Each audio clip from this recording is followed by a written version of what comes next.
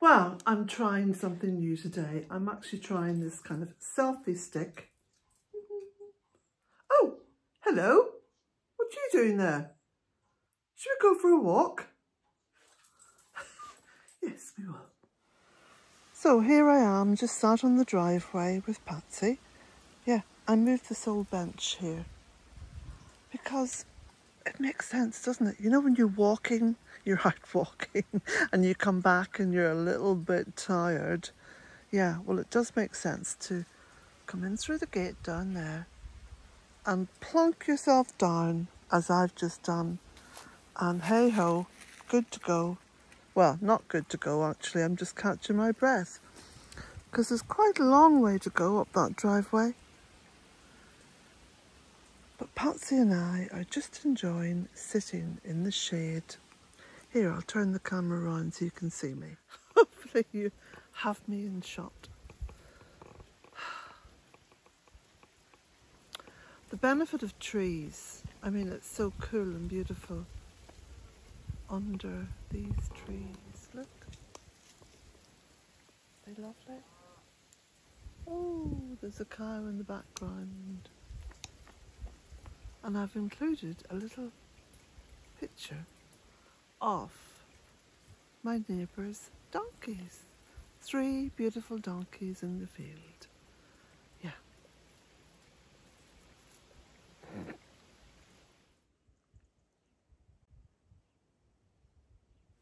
You know, Pats really enjoys just sitting here because she loves to look around her all the time. And for those of you who don't know, Pats is a rescue dog and a rescue girl, yeah. And she's about 5 years old now, but she was, how shall I put it? She came to me with a little proviso that it's best she stay on a lead because she's a bolter. She loves to sit and look around her, you see, and when she sees something move, a bird, a cat, a rat, she just bolts and she can run so fast. So I have to keep her safe. But she doesn't mind. This is one of those stretchy leads, you know, it doesn't pull on her. And yeah. And it's handy, you see. If I had a little harness on her, I'd have to keep taking the harness off when I went indoors. And I like to take her out, you know, anything up to 20 or 25 times a day. She's in and out all the time. So this is handy and she's used to it. As you can see, she's very happy.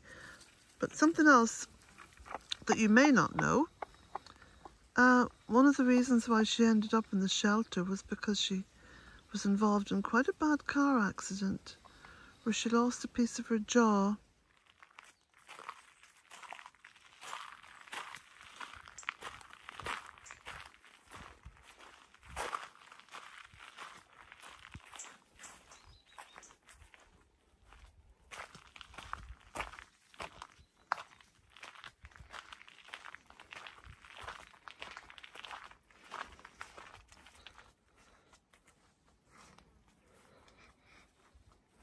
I do get asked quite a lot about my paths and the amount of mowing I have to do and so on. And I've got to say that most of my paths in the woodland are created using this method here, which I call the chop and drop.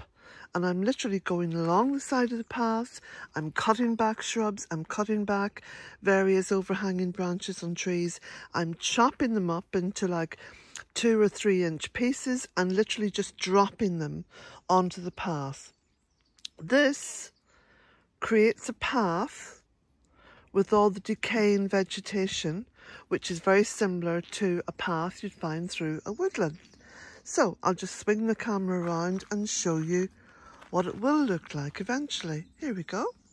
This is a woodland path with decaying vegetation that does not need any mowing. How cool is that?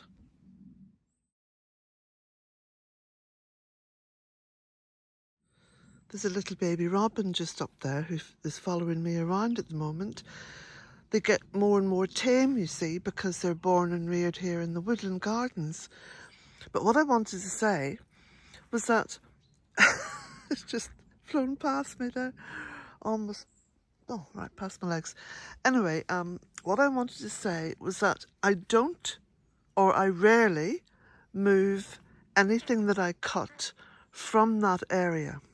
Now, occasionally I will add, you know, a huge wheelbarrow load full of stuff to one of my compost heaps. But generally what I do is when I'm cutting stuff, I'll poke it into places. The reason being, nature is a self-sustaining entity. We interfere with the natural process, which then makes her dependent upon our good grace, which in most cases does not exist. We are not a species with a good grace towards Mother Earth. We simply are not. That's a fact. So I try to emulate nature in everything I do. So again, there's another chop and drop path. Now the vegetation that's been chopped and dropped on there, nature would have done in a certain way in what we now regard as the wild. I mean, there's very little wild anywhere. But it means that all of her goodness stays in that area, thus feeding other plants, other trees, etc. Look, here's another pile, you see? Look at that. A pile of goodness. Also known as a habitat pile, because that's where all the insects lay their eggs and overwinter. And when people say, oh, all the insects are gone, ask yourself why.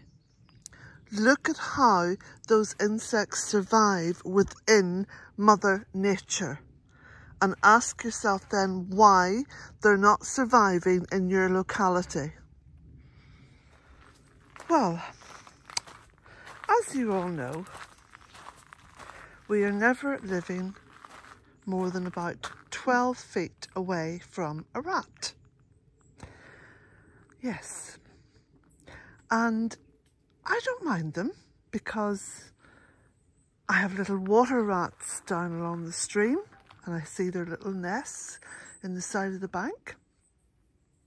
And there's also little rats up around here in the woodland. It's all part of nature, and don't ever think that nature is stupid, that she's created something in the chain of life that should not be there, because everything she has created is exactly as it should be. So, my little dilemma is this.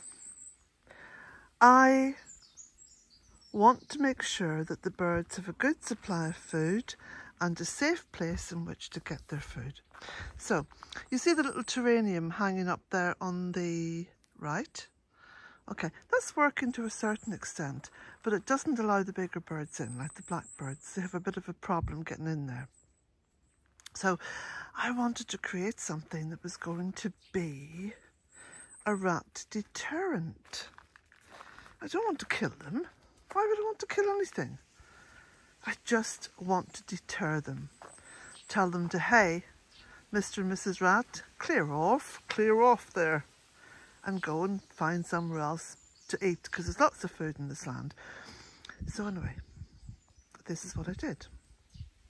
Now, do you remember the birch tree that was growing there that shouldn't have been growing there because it was too close to everything else and I didn't want the excess shade? So do you remember when I cut it down? And in fact, there, underneath those flowers that are about to come out, is part of the tree. So, I have 2 terracotta pots. I put a nail through the top of the trunk and I hung this terracotta pot upside down. So if the rats come up here, they have to figure this out. Yeah, can be a wee bit difficult. Now, I don't know if this is going to work completely. I'll be keeping an eye on it. And then the rest of the nail coming out through the bottom of the pot, I put this smaller pot on the top, and again angled in such a way that it's a bit of a deterrent. Not guaranteed, I will keep you up to date, into which I poured lots of seed.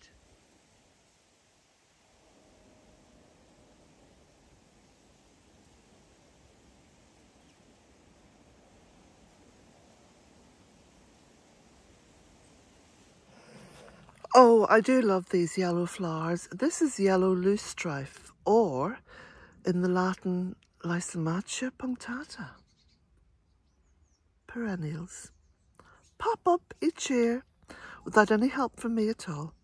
Yes, I swing an axe. Why wouldn't I?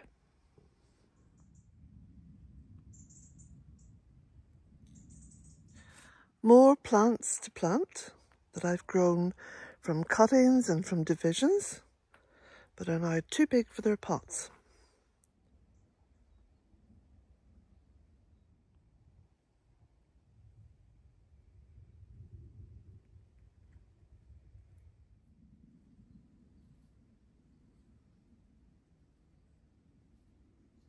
So I finished most of the clearing and tidying up in the stone circle, so I thought I'd just walk you up a little bit towards it so you can see.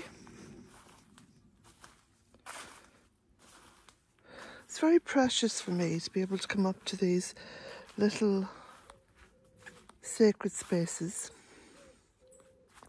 and work. And the work I do is quite gentle work, although it does take quite a long time when I'm clearing, because I have to consider every aspect of the job, of what I'm doing, and I have to view it from as many points as possible and take into consideration all the life that's around here.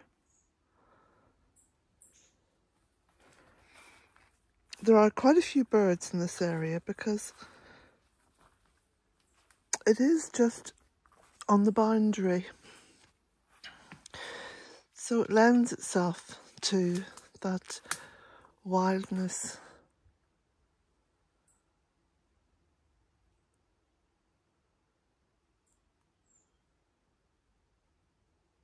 It is remarkably peaceful, tranquil, and energizing.